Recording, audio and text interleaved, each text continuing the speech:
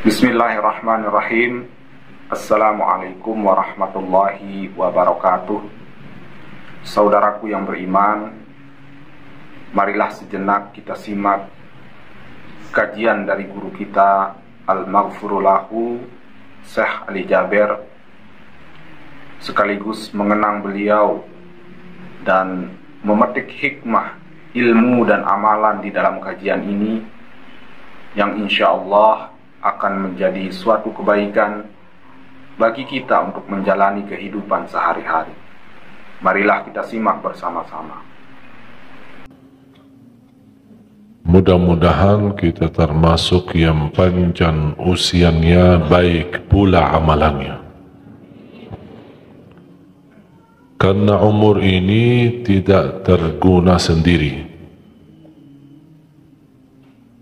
Allah tidak akan tanya nanti di hari kiamat berapa usia kita. Tetapi yang akan ditanya apa isi usia kita. Sebagaimana bersabda Rasulullah SAW di hadis yang sahih, "Lan tazula qadama 'abdin yawmal qiyamah hatta yus'al 'an arba'." Tidak akan tergeser kaki seorang nanti di hari kiamat sebelum menjawab 4 pertanyaan. Yang pertama, an umurihi fima afnah. Akan ditanya umurnya, apa yang kamu isi, apa yang kamu gunakan. Wa an syababihi fima ablah. Lebih khusus lagi ditanya usia mudahmu. Padahal usia muda ini bagian dari umur. Tapi kenapa ditanya lagi? Kenapa? Karena usia muda itu adalah tantangannya besar. Dan perjuangannya untuk Islam itu sangat dipintingkan. Dan kita lihat sepanjang sejarah, perjuangan Islam itu banyakkan untuk pemuda. Kalau yang tua-tua, apa yang diharapkan sudah? Fisik sudah tidak sama seperti yang muda. Yang tua hanya harap husnul khatimah dan berdoa untuk umat Islam. Oleh karena itu, seorang pemuda yang taat lebih mulia di sisi Allah daripada yang tua yang taat. Mohon maaf bapak-bapak ya. Yang muda yang taat lebih mulia di sisi Allah daripada yang tua yang taat. Kenapa? Padahal sama-sama taat. Kenapa yang muda lebih mulia di sisi Allah? Walaupun orang tua juga taat, sama taat. Karena pemuda itu menghadapi tantangan, hawa nafsu, syahwat, godaan. Kalau yang tua, apa yang mau digoda? Ya, makanya kalau ada musuh Islam ingin merusakkan Islam, dia rusak akhlak pemuda, bukan akhlak bapak-bapak. Dia merusak akhlak para pemuda-pemudi. Masukkan macam-macam film yang tidak bagus, masukkan narkoba, perzinahan, minuman keras, macam-macam. Oleh karena itu, Islam pun menghargai pemuda. Sampai Rasulullah SAW bersabda, 7 golongan yang di bawah naungan Allah. Di antaranya, wasyabun nasha'a fi ta'atillah. Seorang pemuda yang istiqamah dalam taat kepada Allah.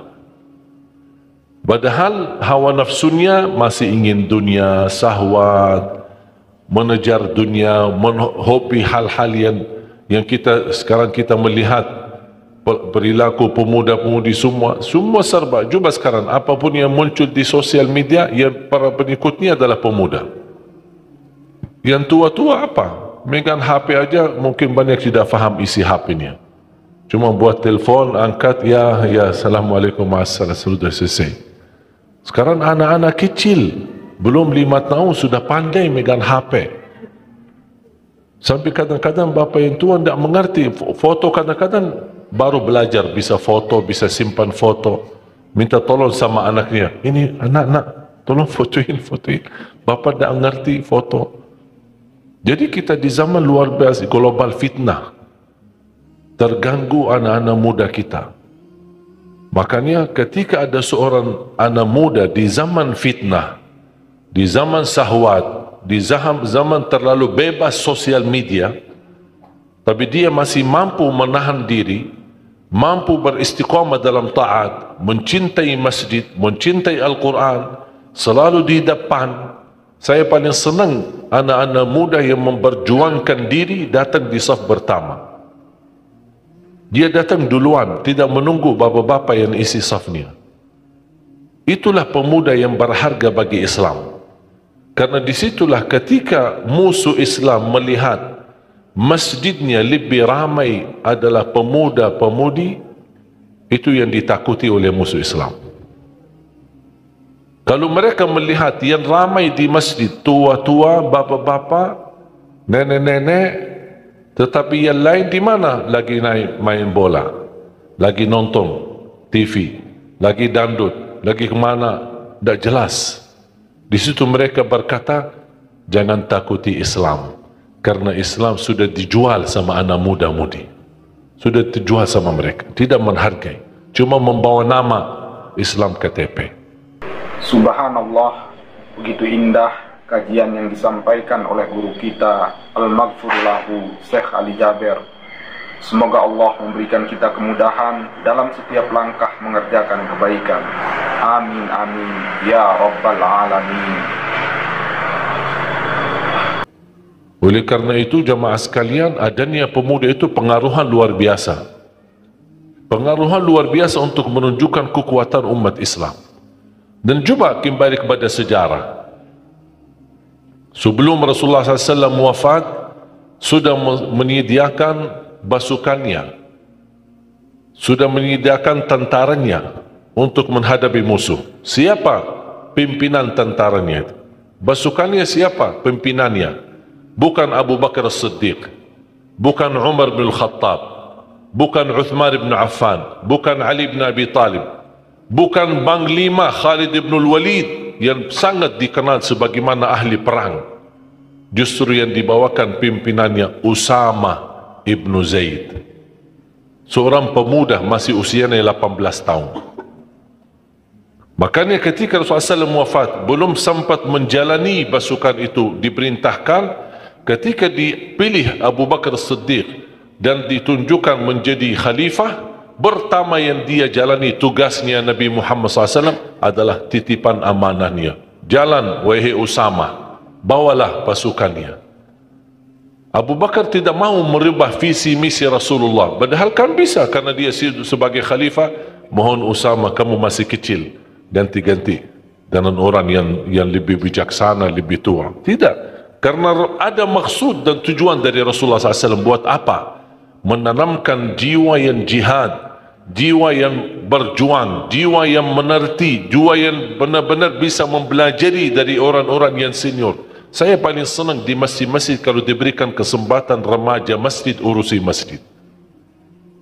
Yang tua-tua tetap tidak digeserkan, tetap justru pemuda mengambil hikmah, kebijaksanaan, mengambil pelajaran dari para yang tua kita.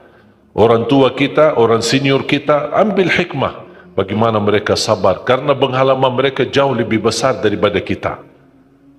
Lebih tua satu hari daripadamu, ilmunya lebih tua 1 tahun. 1 hari dia lebih tua dari kita, berarti pengalamannya dia seperti punya ilmu 1 tahun lebih besar daripada kita. Makanya sempatkan para remaja menjadi imam, menjadi kesempatan pengurus masjid, pendahara, mengurus keuangannya, mengurus kebersihannya, mengontrol jadwalnya. Supaya apa? Supaya membangun generasi baru yang mampu mengurusi masjid kalau kita besok dipanggil oleh Allah Subhanahu wa taala. Makanya menjadi salah satu cita-cita saya mengajak seluruh masyarakat, ayo mari sama-sama terlibat dalam memperjuangkan dan mencetak 1 juta penghafal Al-Quran untuk Indonesia. Kami masih bekerja keras karena cita saya mewujudkan 1 juta penghafal Al-Quran karena 1 juta insya Allah akan mampu mewujudkan Indonesia menjadi negara Al-Quran. Orang berkata Makkah dan Madinah pusatnya kedatangan Islam, insya Allah Indonesia pusatnya kebangkitan Islam untuk dunia. Saya meyakini itu. Kenapa? Karena umat Islam di Indonesia terbesar sedunia. Kalau dikumpulkan seluruh umat Islam yang ada di negeri Arab, seluruh negara Arab, umat Islam di Arab Saudi, Emirat, Kuwait, Qatar, Bahrain, Oman, Yaman, Mesir, bahkan termasuk negara Afrika, dikumpulkan semua jadi satu, masih umat Islam Indonesia lebih besar. Dan ini menjadi karunia dari Allah Subhanahu wa Ta'ala. Alhamdulillah, itulah tadi kajian yang indah dari guru kita Al-Maghfurullahu Syekh Ali Jaber. Semoga menjadi amal jariah beliau dan diberikan tempat yang mulia di sisi Allah Subhanahu wa Ta'ala. Amin amin ya rabbal alamin. Wassalamualaikum warahmatullahi wabarakatuh.